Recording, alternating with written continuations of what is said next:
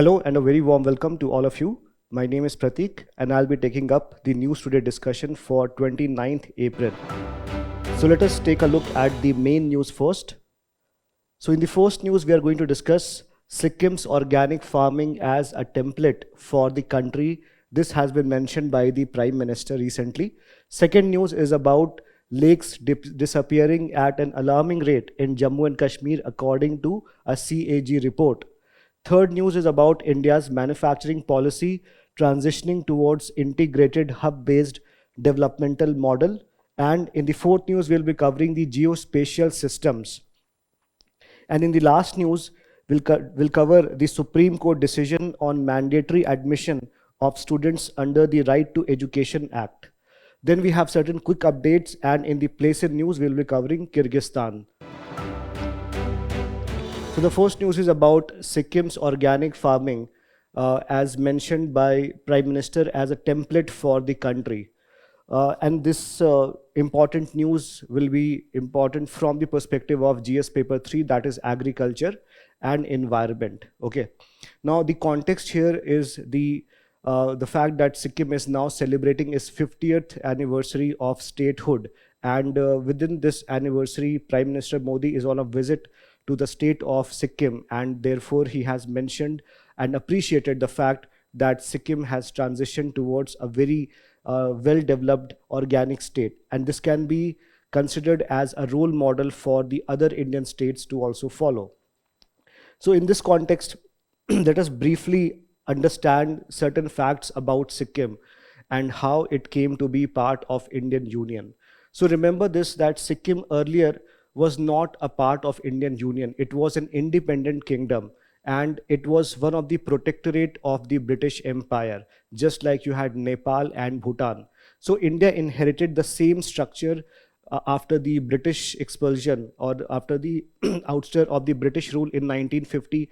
So the Sikkim also became a protectorate of India in 1950, and also we signed a treaty of peace and friendship, just like we signed it with Nepal and Bhutan, right? Then in 1970s, there was a very protest, or there was a protest with respect to the Chogyal kingdom. So understand that Sikkim has been governed by a monarchy for a very long time, and it was governed by a family called Chogyal dynasty.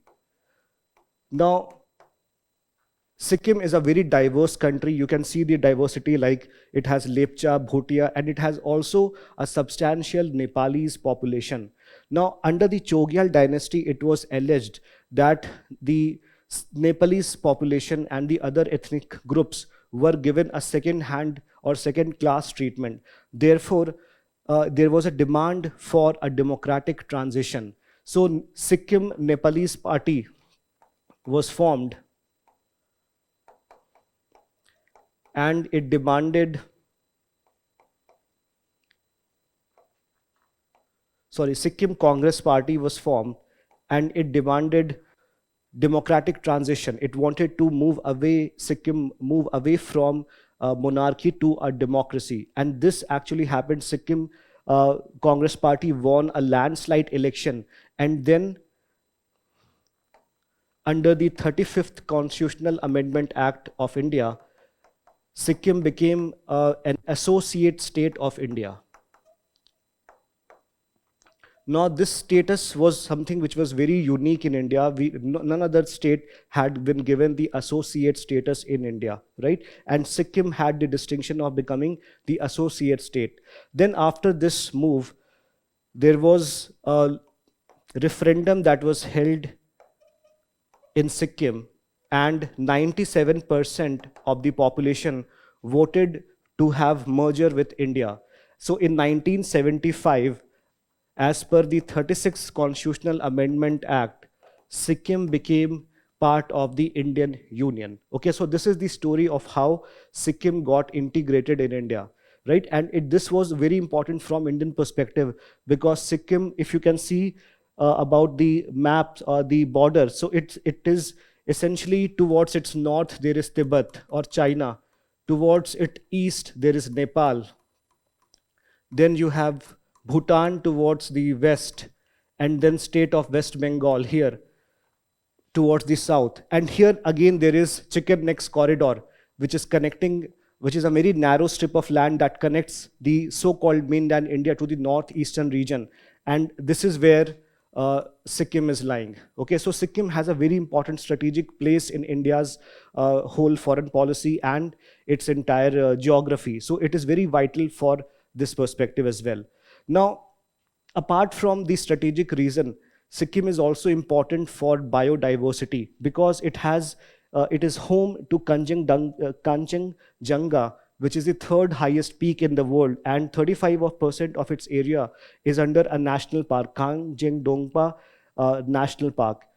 It also has important monasteries. So Sikkim also has cultural importance. It also has huge potential for tourism in terms of Pathing Matsang Monastery, Old Rumtek Monastery, Renak Monastery, etc. And it also has important lakes like Guru Dongmar Lake, Kathok Lake, etc. Right? So this is about how Sikkim got integrated in Indian Union since this is the 50th anniversary. So we should have a little background about how it came into being.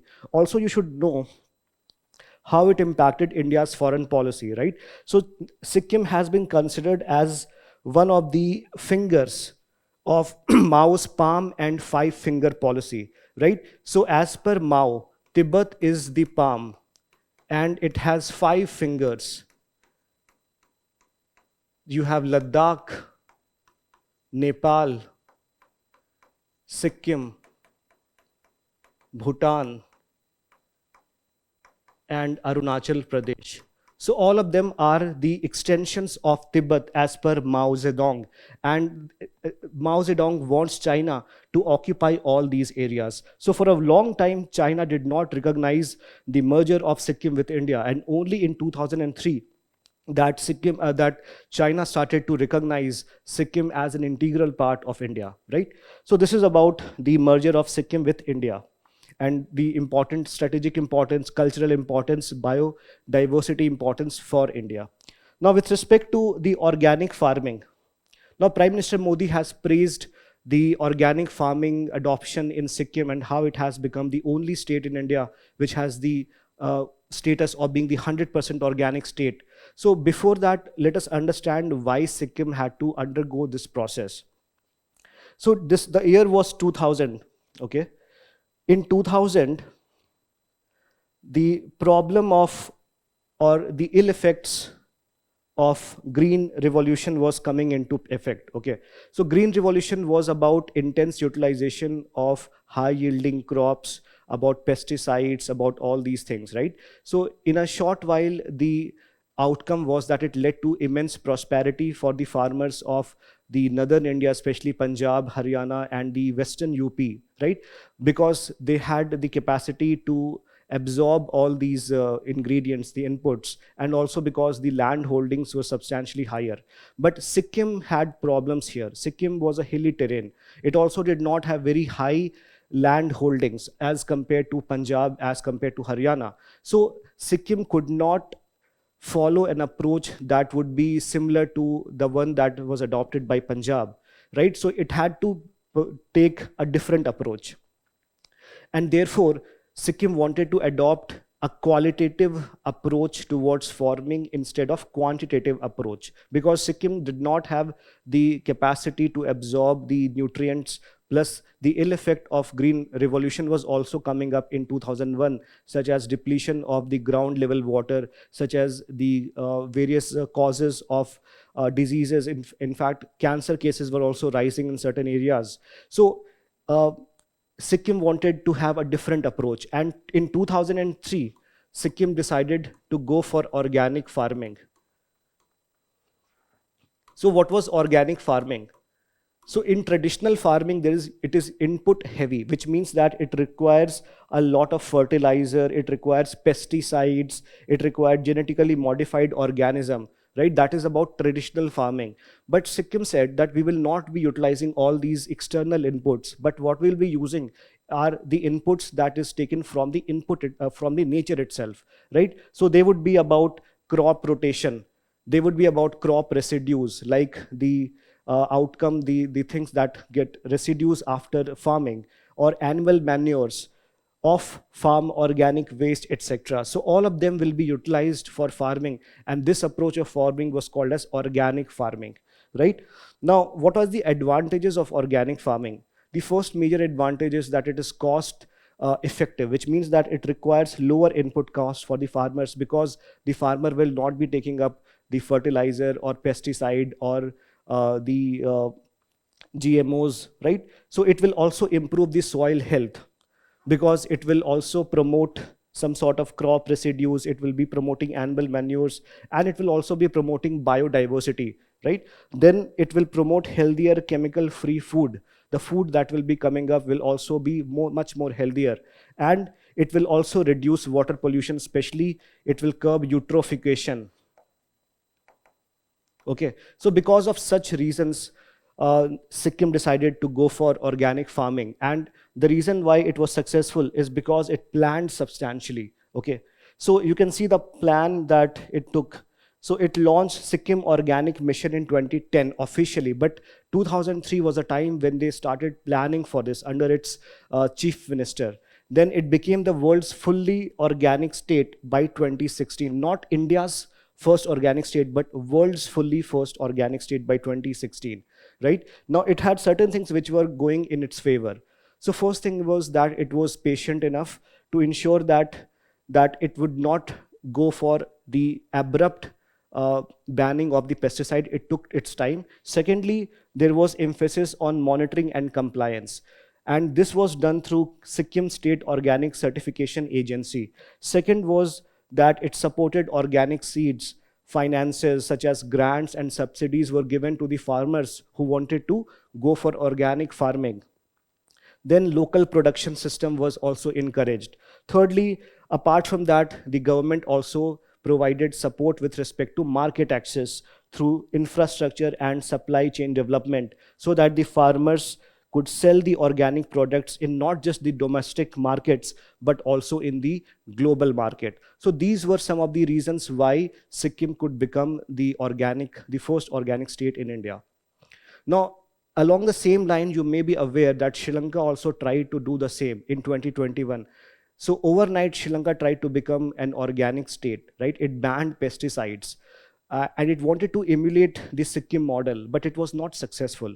And the reason behind this problem was that such kind of transition takes a lot of time, it takes a lot of patience, it needs a lot of policy institutional approach as well, right? It cannot just be a wish fulfillment strategy. It has to be backed by institutions. It has to be backed by incentives. Now, this could not be done by Sri Lanka, and that is why it could not be successful. Also, Sri Lanka was very much dependent on the export of tea and rubber, right, which requires a lot of input. No, so they cannot or could not have done this in a very short while, right? It required a lot of institutional support, which was not provided by the Sri Lankan government. And that is why that became one of the reasons why Sri Lanka was under a lot of financial problem.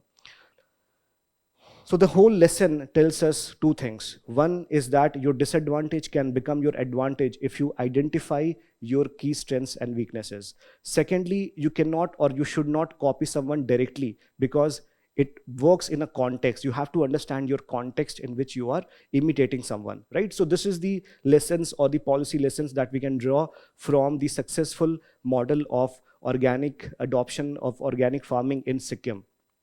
And the same can be utilized across papers like ethics or GS paper 3 or even in GS paper 4. So with respect to UPSC, it has asked a very direct question from this topic, that is, Sikkim is the first organic state in India. What are the ecological and economical benefits of organic state? Now you tell me in the comment section what could be this benefit, because we have already discussed the same. Now moving to the second question, second topic, that is lakes disappearing at an alarming rate in Jammu and Kashmir as per a CAG report. And this topic will be basically part of GS paper 3 environment. And as per the CAG report, 518 lakes, which is the 74% of the total lakes in Jammu and Kashmir, have either completely vanished or significantly shrunk since 1967. Of this, 315 lakes have disappeared entirely. So this is a very important and alarming development that we need to take cognizance about. Okay, so we need to understand why lakes are important, what is causing this problem, and what can be done, and what policy measures have the government taken in this regard. So with respect to lakes, first of all, why they are important is it's important because they serve as an important place for biodiversity. They are also important for water supply of a place. They are also important as a site for cultural and recreational activities, right?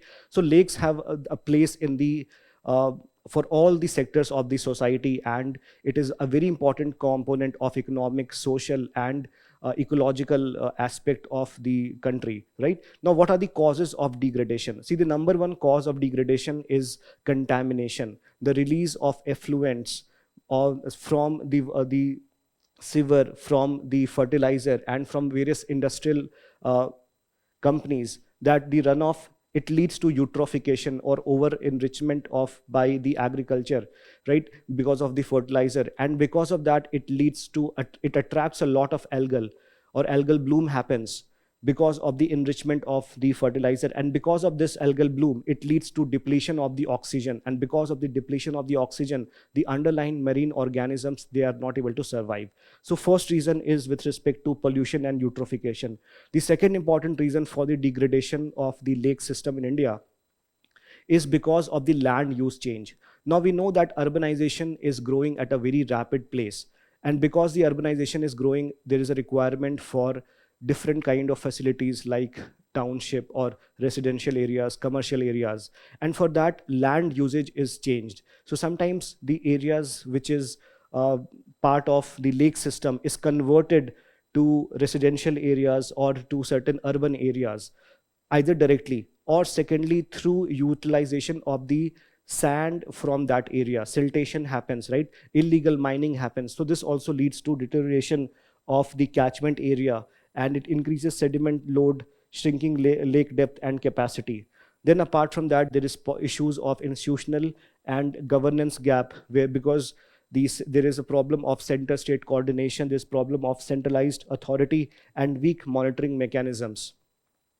Then there is problem with anthropogenic pressure with respect to unregulated tourism, illegal mining, and cultural practices such as immersion of idols during certain festivals, right? That can also create too contamination of the lakes, and aiding are all adding to the ecological stress. So these are some of the challenges that degrade the lake system in the country, right? Now, what are the socio-economic ecological implications? So we have already discussed the importance of lake system. So they primarily serve three purposes. One is the ecological purpose. So because of the contamination or degradation of the lake system, it leads to loss of the biological or biodiversity with respect to disappearance of certain native species, native fish, etc. Then it also creates destruction of the livelihood because of the reduction in the amount of fishes which are available in a particular area, right? So again, that is also a problem. Then there is also issue with it also declines the tourism because nobody wants to go to a contaminated river or a lake. Third, it also issue creates a lot of public health as well, because accumulation of the toxic heavy metals such as manganese, copper, lead in fish poses risk of brain, liver, and kidney damage to consumers. So again, it has a lot of problems that, and again, a contaminated river or the problems of disappearance of lake can also create issues with respect to the multimodal connectivity system, particularly the inland water connectivity, right? Now, what are the initiatives taken for the lake conservation in India? Right. So these are the interventions that we have taken. So let's take a look at this. So first is National Wetland Conservation Program, NWCP, that was launched in 1985-86, and the idea was here to provide financial assistance to the state government so that they can prevent the degradation of the wetlands, including the lakes. So wetland and lakes, they are largely considered synonymous, but wetland is essentially a larger or a broader concept. Okay, so wetland can be man-made, it can be also natural, right? And lakes generally are area which are not, their wetlands can also be shallow, but lakes can be deep as well, okay, and they surround the entire location, or they are surrounded by land. Plus, in wetlands, since the depth is shallow, there is plantation across the wetland, but in the lakes, it's only around the edges that you'll find different plants. Then the second initiative is National Lake Conservation Program, NLCP, and this was to restore. So first one was to preventive. First, that the NWCP was a preventive mechanism, right? A negative approach, right? The second one is a more positivist approach, which means that not just they will be reducing or preventing the degradation, but the government will be helping to restore the ecology and water quality of the degraded urban and semi-urban areas. Now in 2013, these two processes were merged together, and then it was given a name for National Program for Conservation of Aquatic Ecosystem. And this was done for better synergy, because at the end of the day, the both process were serving, or they had the similar objectives of conserving the wetlands, okay.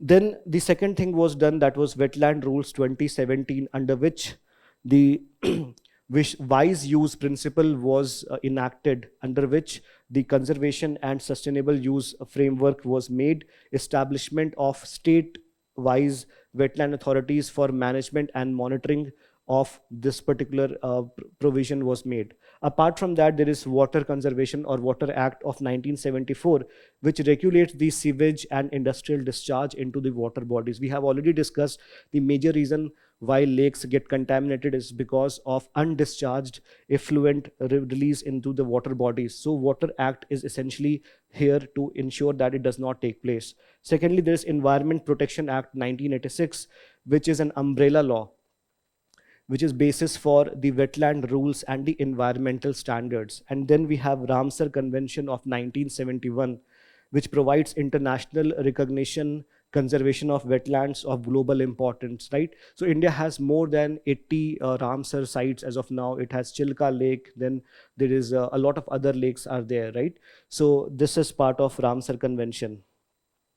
Now from this topic, UPSC has asked again a very simple direct question, that comment on the National Wetland Conservation Program initiated by the Government of India and name a few India's wetlands of international importance included in the Ramsar sites. This question came in 2023, so this is a very recent question, okay? But you may be aware that we have just said that National Wetland Conservation Program was initiated in which year? 1985-86, right? But it was also merged with another program, and then finally the renamed purpose was, or the renamed program was National Program for Conservation of Aquatic Ecosystem, right? So here you don't have to just write about the provision of the previous one. You can also talk about the further approach that we have taken. Now commenting here means that you have to also tell to what extent it has been working successfully, whether it has been able to achieve the mandate for which it was instituted or not, right? Then you have to talk about some of the important Ramsar sites. Again, you can mention it. Now, the third news is about India's manufacturing policy, which is transitioning towards integrated hub-based development model. Of course, this is part of GS Paper 3 economy. Now, to understand this topic, you have to understand what went wrong in India's manufacturing policies in the past. Okay, so earlier, so I will like to draw attention to two major policies. National Manufacturing Policy, I think of 2013 or 2011, right? And then there was Make in India, okay, of 2014, okay. So National Manufacturing Policy, the objective was to develop industrial clusters, national investment and manufacturing zones, right? So the idea here was to create large chunks of industrial hubs, right? But the problem was that it was creating a lot of issues with respect to regulatory clearances. It was creating issues with respect to environmental clearances. It was creating issues with respect to land acquisition. Then there was issue of labor rights or the labor protection or the labor codes, etc. That was also not embedded into the system. So these were the challenges that we were facing earlier, that this cluster size were very small, because of which the economy of scale could not be utilized in a very substantial term. Secondly, there was no multimodal connectivity that was present here. Because of the lack of multimodal connectivity, it would lead to higher logistic cost, and because of the higher logistic cost, India was not entirely integrated in the GVC, that is the global value chain, right? So global value chain essentially means that some of the components are assembled somewhere else, and then it is assembled somewhere in some other country, depending on which country specializes in what part of the production process. So India wanted to be part of the GVC, the global value chain, but because it lacked the cluster size, it did not have proper multimodal connectivity. Therefore, it did not make sense for a lot of companies to come and invest in India. So despite Make in India, which was largely a promotional avenue for companies or countries to invest in India, to attract FDI in India, even though India was successful in attracting FDI, but the larger problem came when when we wanted to provide for this logistic support. So in that context, India was not able to provide much better alternative. Then there was problem with respect to regulation, which was we have strict labor laws, building issues, or the building bylaws were very stringent. Business norms deter the global firms seeking speed and predictability. So again, all these components were creating a lot of bottlenecks for India. That is why now the approach has become more integrated in approach in nature. And now we have adopted what is called as the integrated manufacturing hub. Now, integrated manufacturing hub essentially takes care of the challenges that we were talking about. So instead of small cluster, now the emphasis is on creating large cluster, right? And it is also focused on multimodal connectivity. It is also focused on faster clearances, etc. Right? So that the global investment especially can come in those clusters, and India could be incorporated in the global value chains, right? So and what is exactly is the objective behind this whole approach is to transform the manufacturing sector, which currently contributes around 16 to 17% of GDP, and the objective is to take that to 25%. Now the importance of this is that manufacturing sector can absorb and can provide better jobs, high paying jobs compared to the agriculture sector, right? And it can also help India become Atmanirbhar, right? Because we are dependent on several products from outside. And if India becomes self-reliant in several manufacturing products, then it would be good for Indian strategic autonomy. Okay, and we also want to become a developed country by 2047. And for this, India needs to become a 30 trillion economy by 2047 with a per capita income of $18,000. Now, what exactly are or how it is going to be helpful, how the integrated manufacturing hubs are going to be helpful here. So first is with respect to competitiveness. So the co-location, so we are creating important infrastructure in the same place that will reduce the transaction cost and enable firms to achieve economies of scale. So you may have seen that there are several industrial parks located in Bangalore, right? Like Whitefield is there in Bangalore, in which different IT sectors are present, right? So the problem, the kind of thing that it does for the service sector, the same approach is being followed for the manufacturing sector here. Secondly, it will be also helping in the GVC integration, because the competitive cluster will attract FDI and drive exports. An example of this is China's Bay Area, which generates 35% of the exports while occupying less than 1% of the area. Then it will also lead to innovation, because when multiple firms operate together, then there is growing, and apart from that, there is R&D support. It is going to have huge skill transfer, and it will going to promote innovation. Then MSME integration is also there. So it, apart from provision of growth, there's also impetus on development, inclusive development. How? Through integration of cluster, through the MSME cluster. So clusters help MSMEs overcome the technology gaps and supply chain limits. So they will also not just provide supply chain, they will not just provide the required support for technology, but it will also provide them with the required market support. Okay, and lastly, the most important part is that it will facilitate what is called as ease of doing business, because the approach that we are following here is plug and play model. Now, what is plug and play model? A plug and play model is that government will ensure that all the regulatory clearances, the basic infrastructure such as electricity, building, etc., will be provided, and the job of the business enterprise is not to look for the clearances, but they just have to come and play. That is, they just have to do business and not involve themselves in those areas where they do not have expertise, right? So this is going to have a lot of multiplier impact on job creation, on growth development, etc., right? Now, what are the key initiatives for the integrated manufacturing? So we have this National Industrial Corridor Development Program, which is focusing on creating greenfield. Greenfield means that you start from scratch. Brownfield means you develop the existing infrastructure. So the National Industrial Corridor Development Program is focusing on the greenfield corridor development, industrial smart cities. Example is Dholera, which is in Gujarat, and it has been created with plug and play infrastructure.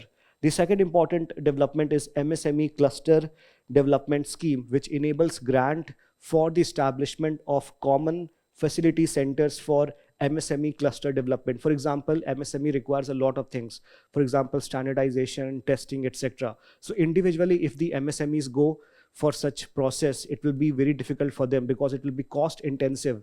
But here, because they're working in cluster, all the economy of scale will be applicable here. So the cost will be fragmented. It will be a very fraction of cost. Then other intervention with respect to sector specific is, first is PM Mitra, which is a large integrated manufacturing hubs tailored for textile value chain, right? Then Biopharma Shakti to develop global biopharma manufacturing ecosystem, and then chemical parks, bulk drug park to reduce the cost of bulk drug manufacturing through common infrastructure. And then we also have defense industrial corridors in UP and Tamil Nadu to reduce defense production cost, right? Let's talk about the fourth news. India hosted Asia Pacific Forum on advancing geospatial foundation for sustainable development. Do not be scared about this heading. What we need to take away from this is about geospatial governance, right? What exactly is geospatial system and how can we utilize them for our governance? That is what you should take away from this. And this will be a topic that we need to cover from GS paper 2 governance part. Okay. So first we just need to understand what exactly are geospatial system. So geospatial systems are nothing but tools that are designed to capture, analyze, and visualize the spatial data. For example, using drones or for utilizing satellite data, right? So once we manage or once we see a particular space, we understand the kind of importance it has, we understand its ownership thing. All these things can be provided through geospatial data, and it can be done through drones, satellite images, or GIS. Okay. Now, first, in this particular development or this summit, what happened was that it highlighted how geospatial systems have become key to future ready governance. Okay. Then it emphasized importance of global frameworks. So global framework means that the international organization provides certain framework to manage the geospatial system, a common way of managing it. So that is done under UN Committee of Expert on Global Geospatial Information Management, UNGGIM. So what is UNGGIM? It serves as the apex body, means the top body for geospatial policy making, right? So again, understand that anything related to UN is very important as far as UPSC prelims is concerned. So UPSC has asked question on UN Convention on corruption. UPSC has asked question on UN clause. UPSC has also asked a mains question on IMO, International Maritime Organization. So we need to be very focused about UN and its system, UN system. So not just the UN organs, but also the systems that is present in UN, such as the specialized body, the committees, etc. Now, what exactly this body does? It is for policy making, and it operates as a committee of experts under the UN Economic and Social Council. Okay, UN ECOSOC. Next, what is the role of geospatial system in the governance? Now, this is very most important from the perspective of mains. Okay. Now, what are the importance? So, first is that it helps in evidence-based urban planning. Okay. So, urban planning is very complex exercise because we need to know where exactly are different amenities present. Okay. So, if you get a 3D plan, 3D model of a city, it will get you a good idea about what are the dynamic changes that have happened, and based on that, planning can be done in terms of construction of developmental projects such as construction of schools, hospitals, etc. And it can also help in real time monitoring of water distribution. It can help in asset management, such as it can help in understanding which building belongs to which owner, and based on that how the ownership changes have happened. So it can also improve ownership rights, and it can reduce the litigation related to ownership things. Then it can also help in infrastructure development because the presence of drone, it can help in the modernization. For example, there is example of Trichy airport in Tamil Nadu. It can help in monitoring of assets which have been created under different government programs, such as assets created under Rashtriya Krishi Vikas Yojana are geotagged under the Bhuvan platform. So this again tells us that the assets are being created, and the money that is being spent is done for a specific purpose, and it also ensures more transparency and accountability in the governance process. Then it also is very important for disaster management because through such model we can predict certain disasters like floods, cyclones, and it can help, this modeling can help assess the damage, and it can also help in rehabilitation process. Then it can also help in the internal security process because we can monitor the maps, right? Using satellite imagery we can map the criminal hideouts using the GIS. Okay, so all of this can be considered as the multifunctional significance of the the uh, geospatial systems. Now, what are the government initiative in this regard? So we have discussed a geospatial system is a very wide system, right? And it has its application in disaster management, internal security, in the urban governance, in asset monitor, in tracking whether the government schemes are being done in a right manner or not. So for that, government has initiated several measures such as National Geospatial Mission. This was announced in Union Budget 2025-26 to develop foundational geospatial infrastructure and data. Second one was National Geospatial Policy 2022. This was a vision statement to position India as a global leader in the geospatial sector. Then National Geospatial Data Repository. This was a centralized platform for geospatial data management and access. Then ELOC under National Digital Address System, which will provide unique 6 character digital access. Just like you have GPS coordinate, it provide alphanumeric 6 character digital access for every location, like Aadhaar for places. Then you have other schemes such as Digital India Land Record Modernization Program and Swamitva for land ownership and Naksha. So these are some of the initiative, again very important from the perspective of governance. The last topic is about Supreme Court has recently upheld the mandatory admission of students under the Right to Education Act.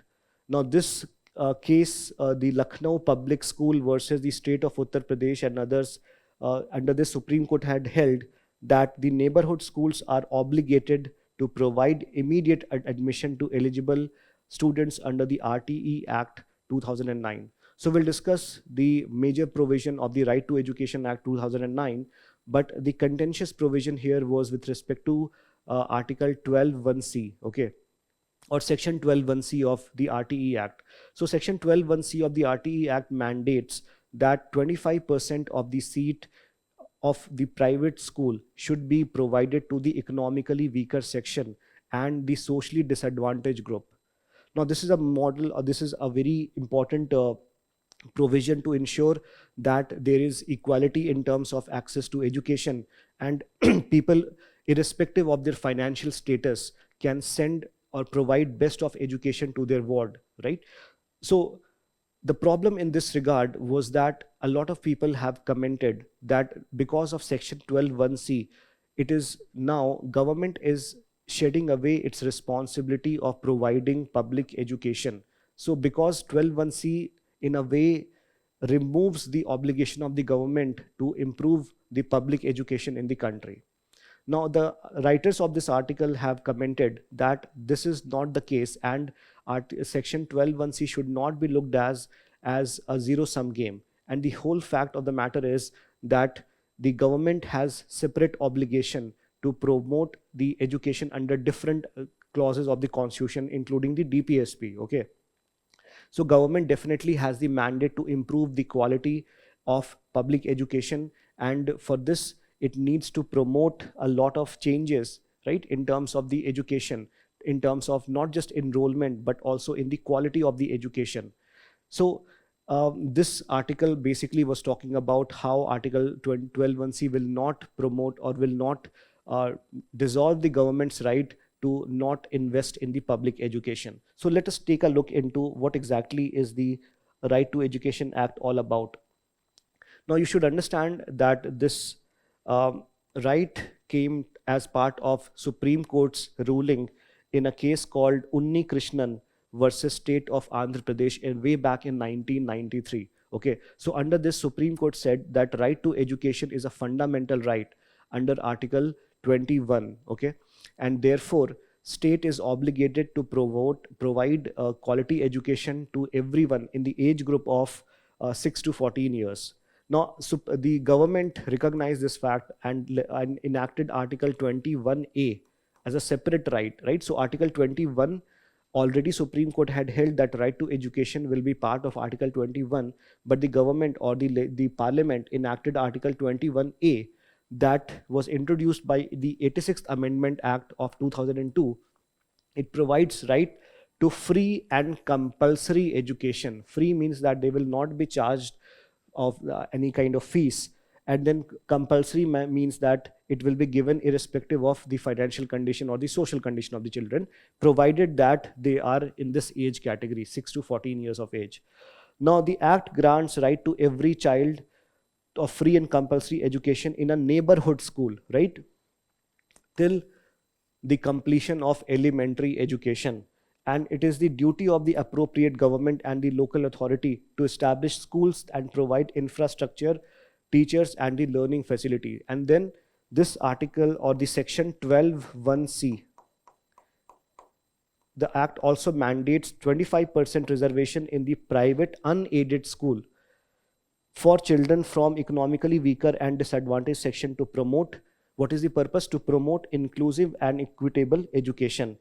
But the state will provide reimbursement of per child expenditure by the state. Okay, so the problem here was that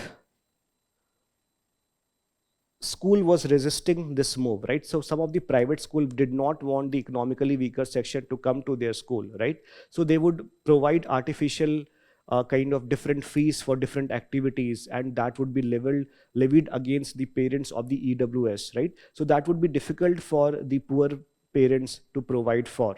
So that would be leading to the whole exclusion process because of different levels. Second level, that there was hidden cost burdens in terms of the expenses for different kind of uniform. For example, in different private schools, there's not just one uniform. There's uniform for different activities. For yoga, you have to wear different clothes. For sports, you have to have different clothes. For other activity, you need different clothes, right? So here there is problem of expenses of the uniform. Then books that they read are sometimes they are of international reputation, and they are very expensive in nature.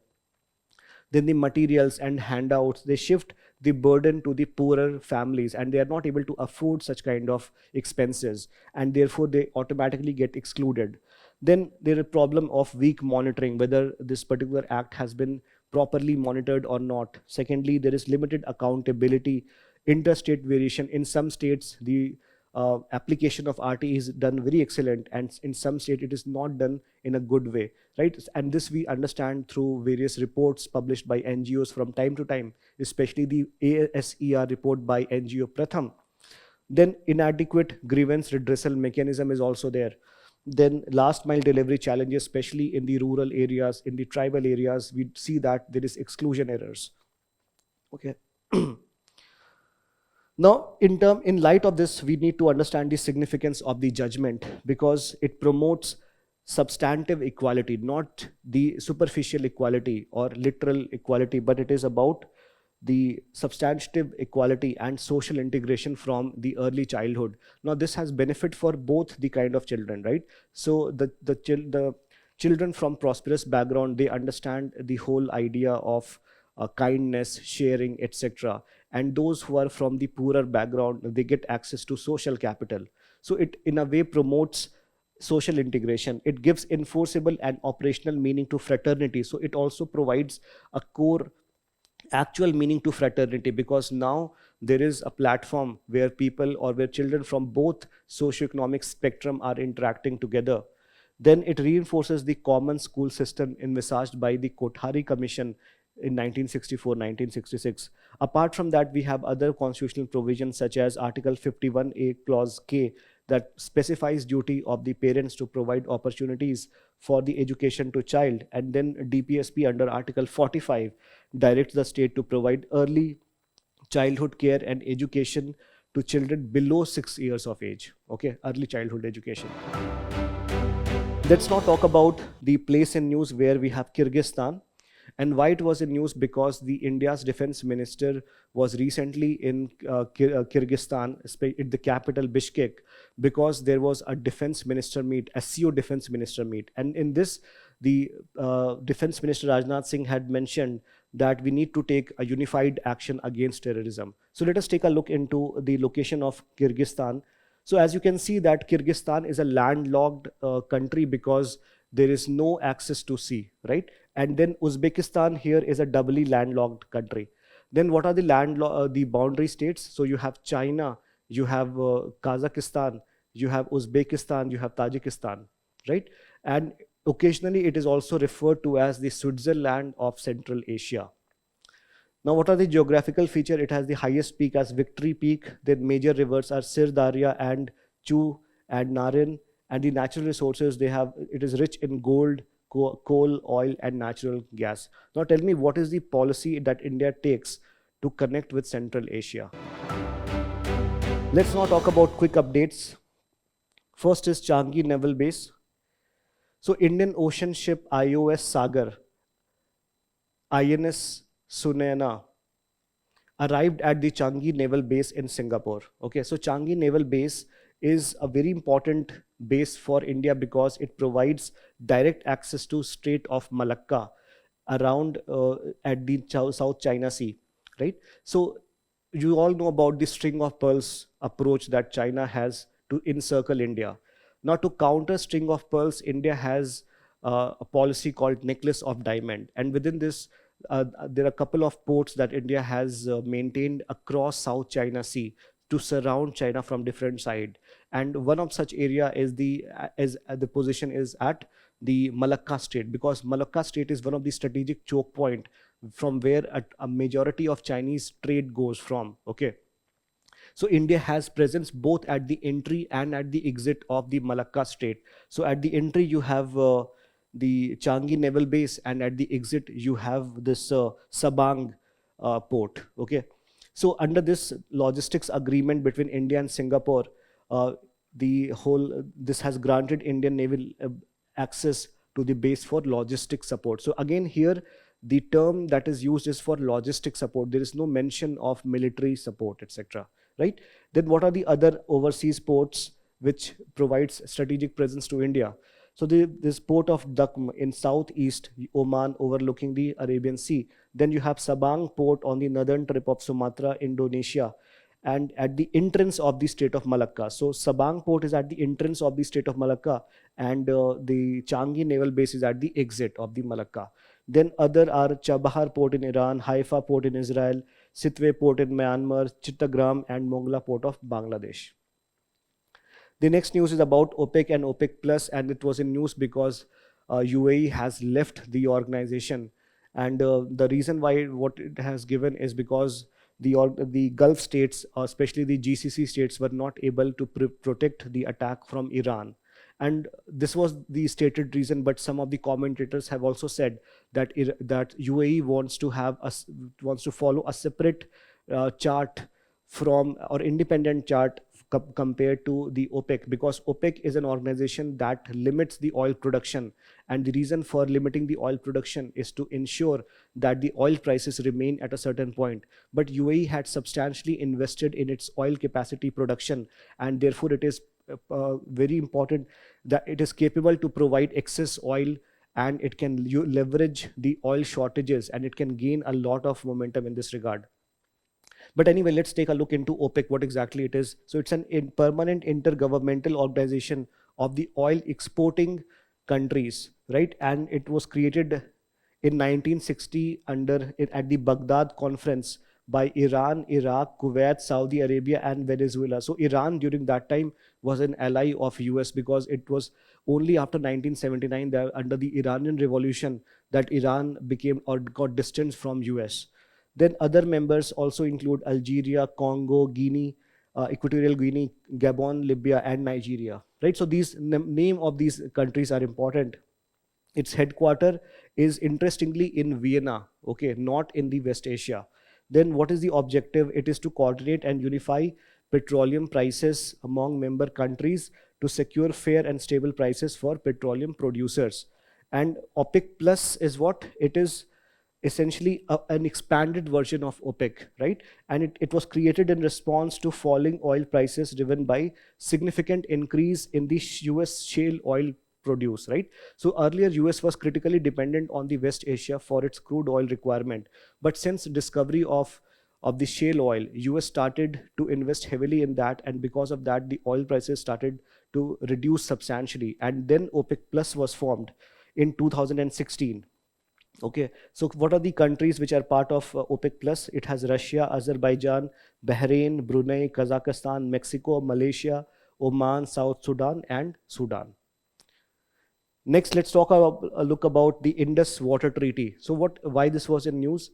So Pakistan has recently again objected to some of the projects that were being done under the Chenab River, that was Kiru and Kawar Hydel project, even though they are not under the formal Indus Water Treaty arbitration. Okay, so we all know that India has put the Indus Water Treaty in abeyance because of the Pahalgam terror attack, right? So India has said that blood and water will not flow together, right? And but Pakistan continues to believe in the mechanism of IWT, and it has raised some of the opposition regarding the objection regarding the some of the projects that India wants to create under its own water, right? So IWT, what exactly? It was signed in 1960 between India and Pakistan, and the whole process was mediated by the World Bank. It has eastern rivers such as river Ravi, Beas, Satluj, where India has been given unrestricted usage, and then the western river, largely it is for Pakistan's use, but still India can utilize it for non-consumptive purpose. Okay, now in terms of the dispute resolution, there are three mechanisms. First mechanism is with respect to the Permanent Indus Commission, right? And this will have members from both India and Pakistan. Second, there is neutral expert which is appointed by World Bank, and this is for to decide technical disputes when the PIC fails to agree. Then third is Permanent Court of Arbitration, which is a 7-member tribunal set up to legally adjudicate disputes unsolved at this level. So there's a 3-tier mechanism. Okay. Next is INS Kalpeni. So this is an Indian Navy fast attack craft. INS Kalpeni has arrived at Addu Atoll, marking a significant step in the ongoing maritime engagement between India and the Maldives. So again, this can be considered as an important development between India and Maldives relation, right? So just we need to know this is a place that is in news, so we need to understand what is this place. So this Addu Atoll is the southernmost atoll of Maldives, which is north of the Chagos archipelago in the central Indian Ocean. Now, what is an atoll? Atoll is a ring-shaped island formed of coral that surrounds a lagoon, right? And it consists of 30 islands arranged around a semi-enclosed lagoon. And it is also part of the UNESCO's Man and Biosphere program. Next topic is about underground coal gasification. And this was in news because India has announced underground coal gasification enabled coal mines for the first time by signing agreement for 4 commercial coal blocks. So what exactly is UCG? It is an in situ process. In situ means that the development is happening at the same place. They are not taking it outside. Okay, it's an in situ place where coal is converted into gas, and while still in the ground. So without extracting the coal, you are converting the coal into gas, and then you are taking this, and this basically reduces the need for physical mining. So we all know how difficult it is to mine coal, right? It leads to death of miners, plus there is environmental concern, plus coal itself is very polluting in nature. So there are several issues with respect to mining. So if you can convert coal directly into gas and utilize for various purposes, then you definitely improve upon the productivity process.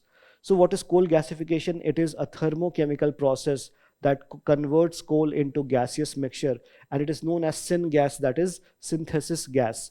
It is primarily composed of carbon monoxide and hydrogen. Now, Government of India has launched the National Coal Gasification Mission, which aims to gasify 100 million tons of coals by 2030. Next news is very interesting, cyborg botany. So generally cyborg is associated with sci-fi, but now as part of smart agriculture, we are now breaking through, there are certain breakthrough developments which are in terms of integrating electronics into plants. Okay. So what is cyborg botany? So cyborg botany is essentially an interdisciplinary field that creates hybrid system. What hybrid system? It integrates living plants with certain electronic components such as sensors, right? So sensors can monitor different things like pressure change, water change, etc., and can take decisions autonomously. So that is your cyborg botany, right? The objective is to ensure to tap into or take advantage of the plant's internal biochemical signal at the source, and effectively turning the biological organism into a living circuit board. Again, very important that it makes the entire organism as a living circuit board which responds to the external stimuli and can monitor and report on its own environmental health. Then UN World Food Program. So a new food alert platform, the World Food Programme's AI assisted hunger map has enhanced the real time monitoring to support humanitarian efforts in combating global hunger. So we have understood, or we have seen the application of AI in different domain. Now this is a very different utilization of AI, because using this, the World Food Programme can assess or can identify which are the areas which are predisposed to hunger causes or starvation, and then take remedial measures, right? So what exactly is World Food Program? Its headquarter is in Rome. It is the largest humanitarian agency saving lives in emergencies and using assistance to help communities become self-sufficient and resilient to shocks. It was established in 1961 by UN General Assembly and the Food and Agricultural Organization. It has a presence in over 120 countries, and the funding is voluntary donation from the government, corporate, and private donor. Because of the seminal work that World Food Program had done, it also was awarded as got Nobel Peace Prize in 2020. Right. So this is all about news today for 29th April. I hope this was useful to you. Thank you and all the best.